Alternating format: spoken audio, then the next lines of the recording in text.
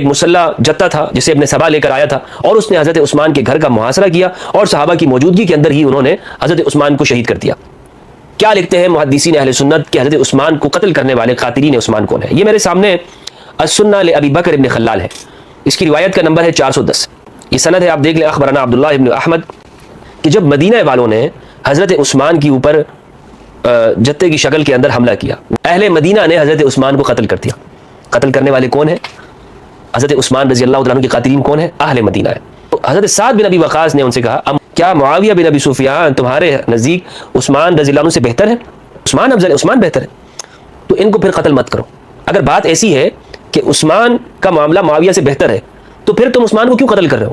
تو ان لوگوں نے کہا، قاتلین نے، اہل مدینہ نے کہا، نکلہ الی اللہ، ہم ان کا معاملہ اللہ کی جانب حوالہ کرتے ہیں۔ تو حضرت سعد نے کہا، کذبۃ واللہ، یہ جھوٹ بول رہے ہیں خدا کی قسم، ایسا نہیں کر رہے کہ اللہ کی جانب معاملہ یہ چھوڑ رہے ہوں، بلکہ یہ خود ہی قتل کر رہے ہیں۔ دوسری روایت میں آپ کے سامنے پیش کروں گا مسند احمد سے، حدیث نمبر ہے 452 کہ قاتلین عثمان خود حضرت عثمان کے اصحاب تھے، حضرت عثمان کے اصحاب یعنی ساتھی، یعنی وہاں کے رہنے والے۔ مسند احمد کی روایت کا نمبر 452 ہے، کہتے ہیں سمعت مغیرہ بن مسلم، میں نے مغیرہ بن مسلمہ کو سنا، حضرت عثمان وہ اپنے صحابہ، اپنے اصحاب کے سامنے آئے اور حالت یہ تھی کہ وہ حصار میں تھے۔ مجھے کیوں قتل کرنا چاہتے ہو؟ نہ میں نے کسی کو قتل کیا ہے، نہ میں دین سے پھرا ہوں، نہ میں نے کوئی غلط کام کیا ہے، کوئی زنا کیا ہے، تو پھر تم مجھے کیوں قتل کرنا چاہتے ہو؟ اب اس شروع میں آپ دیکھیں اس روایت کے اندر الفاظ کیا ہیں، ان سے یہ بات کہی تھی، مصر کے جتھے سے یہ بات کہی تھی، کیا ابن سبا سے لوگوں سے یہ بات کی تھی؟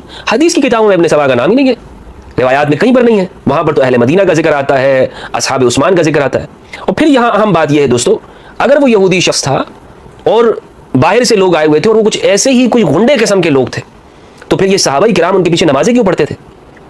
صحابہ نے ان کے پیچھے نمازیں پڑھی ہیں، کیا ایسے ہو سکتا ہے کہ اس طرح کے غنڈے لوگوں کو امام بنایا جائے؟ ان کے پیچھے صحابہ نمازیں پڑھ رہے ہیں،